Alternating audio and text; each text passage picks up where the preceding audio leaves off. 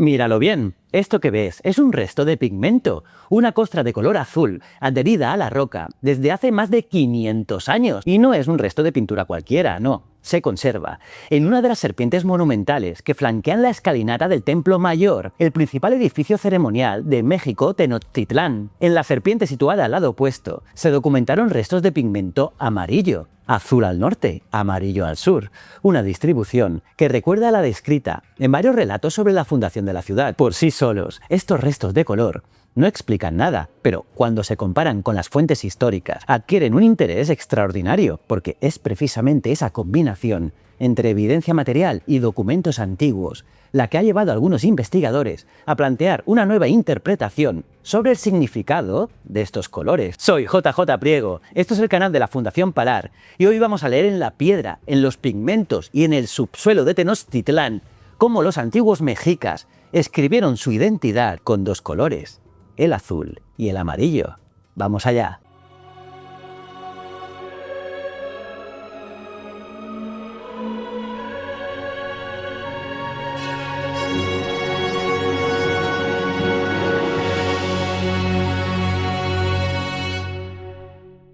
Para entender esta historia hay que viajar al subsuelo de la actual Ciudad de México. Acompáñame. Es 21 de febrero de 1978. Unos operarios de la compañía eléctrica excavan una zanja en pleno centro de Ciudad de México y de pronto sus herramientas chocan contra una enorme piedra tallada. Nadie lo sabe todavía, pero acaban de encontrar una de las esculturas más importantes de la arqueología mesoamericana, el monolito de Coyolxauhqui, la diosa mexica de la luna. Aquel descubrimiento marcó un antes y un después, porque dio origen al proyecto Templo Mayor y permitió identificar con precisión el principal recinto ceremonial de la antigua México, Tenochtitlán. Desde entonces, casi 5 décadas de excavaciones han sacado a la luz cientos de ofrendas, esculturas, edificios y miles de objetos que han transformado nuestra comprensión de la capital del Imperio Mexica. Pero la arqueología por sí sola no basta para explicar por qué ese lugar era tan importante. Para responder a esa pregunta, también hay que acudir a las fuentes indígenas. En ellas, los mexicas cuentan que procedían de un lugar de origen llamado Aztlán, y que tras una larga migración llegaron hasta el islote, donde fundarían su ciudad. Y allí reconocieron una serie de señales que confirmaban que habían alcanzado el destino anunciado por sus dioses, el águila sobre el nopal, pero también un paisaje muy concreto, con vegetación y animales blancos, y unos manantiales que brotaban entre peñascos y cuevas. Una de las fuentes que describe este paisaje es la crónica Mexicayoltl, escrita a finales del siglo XVI. En ella se menciona un lugar donde dos manantiales se entrecruzaban. Uno estaba orientado hacia el este y recibía un nombre que puede traducirse como las aguas ígneas, el lugar donde el agua arde, y el otro se dirigía hacia el norte y era conocido como Malalal-Toxpalal, agua azul, agua amarilla. Y esta descripción plantea una cuestión interesante, porque si estos manantiales desempeñaban un papel tan importante en el relato de la fundación de Tenochtitlán, ¿ha quedado algún rastro de ellos en el registro arqueológico? Pues la respuesta no es sencilla, porque los manantiales desaparecieron hace siglos bajo el crecimiento de la ciudad. Pero tanto las excavaciones como las fuentes históricas conservan algunas pistas que permiten aproximarnos a ellos, a los manantiales. Y es que México Tenochtitlán se levantó sobre un islote situado en el sistema de lagos del Valle de México. El agua no era un elemento más del paisaje, condicionaba la vida cotidiana, la agricultura, las comunicaciones y también la organización del espacio ceremonial. Y diversas fuentes históricas mencionan la existencia de varios manantiales, tanto dentro o en las inmediaciones del recinto sagrado. Y entre ellos aparece Toxpalal, agua amarilla, Tlilapan, agua negra, Tezcaapan, agua de espejo, y Coaapán, agua de serpiente. Y aunque hoy resulta muy difícil reconstruir su ubicación exacta, estos nombres muestran que los manantiales formaban parte del paisaje ritual de la ciudad. Uno de ellos, Toxpalal, ocupa un lugar destacado en el Códice Florentino. El texto relata que de ese manantial los sacerdotes obtenían agua para determinadas ceremonias y que muchos fieles la bebían con gran devoción, especialmente durante las festividades dedicadas a Huitzilopochtli. Eso sí, la expansión de la Ciudad de México ha hecho prácticamente imposible localizar con certeza este manantial, pero las fuentes permiten entender que el agua no era solo un recurso indispensable para la ciudad, también formaba parte de la geografía sagrada, sobre la que se construía la identidad religiosa y política de Tenochtitlán. Y hay un aspecto especialmente interesante, porque algunos investigadores han planteado que la disposición del Templo Mayor podría reproducir, de forma simbólica, el lugar descrito por las fuentes, de manera que la doble escalinata se levantara sobre el punto donde aquellos dos manantiales se encontraban o evocara ese mismo espacio sagrado. Si esta interpretación es correcta, el edificio principal de México Tenochtitlán no solo ocupaba el centro del recinto ceremonial, también recreaba uno de los lugares fundacionales de la memoria mexica. Y esta idea encaja con la forma en que muchos pueblos mesoamericanos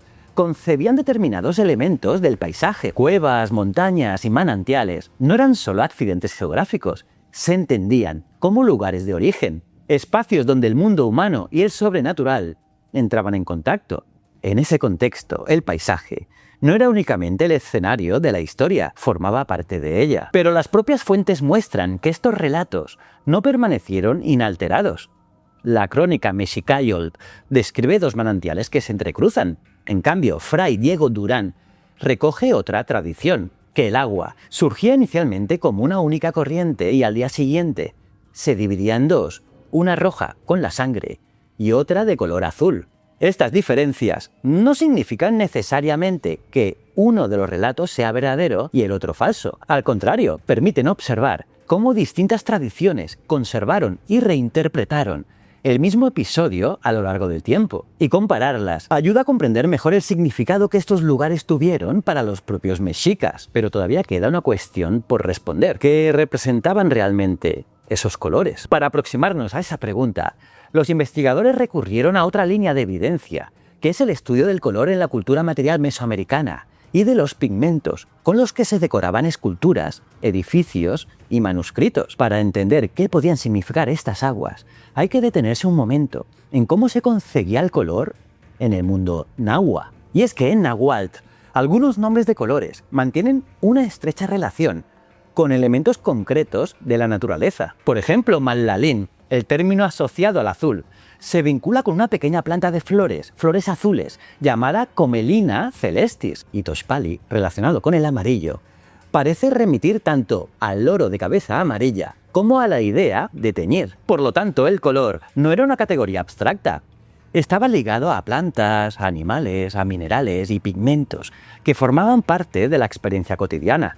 Y este detalle resulta importante, porque los colores no solo decoraban esculturas, edificios o manuscritos, también transmitían información. Al estudiar los pigmentos conservados en esculturas, las representaciones de los códices y los propios términos empleados en náhuatl, los investigadores pueden reconstruir parte del significado que esos colores tenían para quienes los utilizaron. Y en ese contexto, algunos estudios recientes han propuesto que buena parte de la organización cromática mesoamericana estaba inspirada en una planta fundamental para estas sociedades. Sí, el maíz. Y es que las principales categorías de color guardarían relación con los distintos colores que presentan los granos de maíz: blanco, amarillo, rojo y negro, o azul muy oscuro según la variedad. A ellas se sumaría una quinta categoría, el verde azulado, asociada al tallo y las hojas de la planta. Más que una simple clasificación de colores, sería una forma de organizar y comprender el mundo a partir del cultivo que sustentaba la vida. Y este esquema no aparece una sola vez, se repiten los códices, en la organización del espacio ritual e incluso en la manera de representar el tiempo. En manuscritos como el Borgia o el Ferjevari Mayer, los 4 rumbos del mundo se distinguen mediante colores diferentes, y algo parecido ocurre con el gran ciclo calendárico de 52 años, dividido en 4 periodos asociados a una dirección concreta. La repetición de este patrón en contextos tan distintos sugiere que esos colores cumplían una función que iba mucho más allá de la decoración. Todo apunta a que formaban parte de un mismo lenguaje simbólico, utilizado para representar un universo ordenado, donde el espacio, el tiempo y el poder aparecían estrechamente relacionados. Desde esa perspectiva, las aguas azul y amarilla dejan de ser un simple detalle del relato fundacional, pasan a entenderse como parte de un sistema de símbolos mucho más amplio, compartido por distintas tradiciones de Mesoamérica. Y ahora volvamos al pequeño resto de pigmento con el que comenzábamos este vídeo. Las excavaciones del Templo Mayor han demostrado que las esculturas no estuvieron desnudas, como las vemos hoy. Muchas de ellas estuvieron policromadas y en algunos casos todavía conservan restos de esa pintura original. Y entre ellos destacan las serpientes onduladas que flanquean la doble escalinata. En la situada al sur, frente al adoratorio de Huitzilopochtli, se identificaron restos de pigmento amarillo, y en la del lado norte, asociada al adoratorio de Tlaloc, se conservaron restos de color azul. El mismo esquema cromático parece repetirse en las grandes cabezas de serpiente, situadas junto a la escalinata. Por sí sola, esta distribución no demuestra cuál era su significado. Sin embargo, resulta difícil no advertir la coincidencia con las aguas Malal-Toxpalal, descritas en los relatos sobre la fundación de México Tenochtitlán. Y es que los mismos colores aparecen asociados al mismo eje norte-sur y en el edificio más importante de la ciudad. Esa convergencia entre las fuentes y la evidencia arqueológica ha llevado a interpretar que el Templo Mayor no representaba únicamente una montaña sagrada, también pudo recrear, mediante su arquitectura y su programa iconográfico,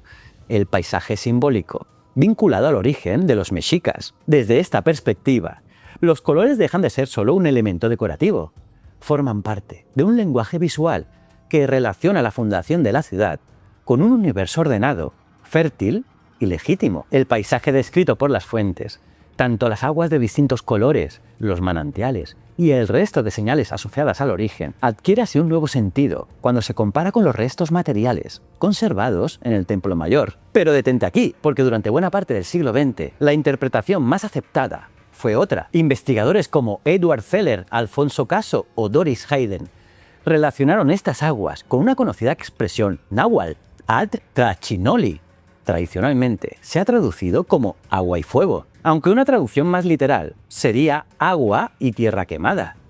En la iconografía mexica, esta fórmula aparece representada mediante dos corrientes entrelazadas y simboliza el conflicto armado, hasta el punto de convertirse en una de las metáforas visuales de la guerra. Desde esa perspectiva, el azul de las aguas remitía al agua, mientras que el amarillo podía asociarse al fuego o a la tierra abrasada. Por lo tanto, la presencia de ambos colores en los relatos sobre la fundación de Tenochtitlán se interpretó durante décadas como una referencia al carácter guerrero del pueblo mexica. Sin embargo, esta nueva lectura no sustituye necesariamente a la anterior.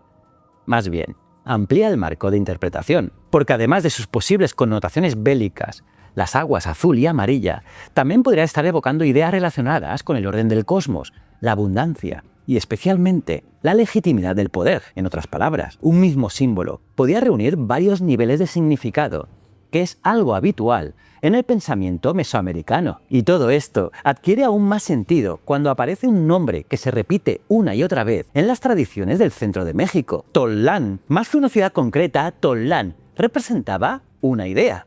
Era el lugar donde había nacido la civilización, el modelo de riqueza, prosperidad y autoridad legítima al que muchos pueblos decían estar vinculados. Los relatos la describen como una ciudad extraordinaria, abundante en jade, oro, cacao y plumas preciosas, con edificios decorados mediante una rica policromía. El color no era un simple elemento ornamental, porque también expresaba tanto prestigio como poder. Y desde esta perspectiva, las aguas azul y amarilla adquieren un significado diferente. Su presencia en el relato fundacional de México Tenochtitlán podría entenderse como una forma de situar a los mexicas dentro de esa misma tradición. No se trataba únicamente de explicar dónde había surgido la ciudad, sino también de justificar por qué sus gobernantes podían presentarse como herederos legítimos del prestigio asociado a Tollan. Y los mexicas no fueron los únicos en construir ese discurso.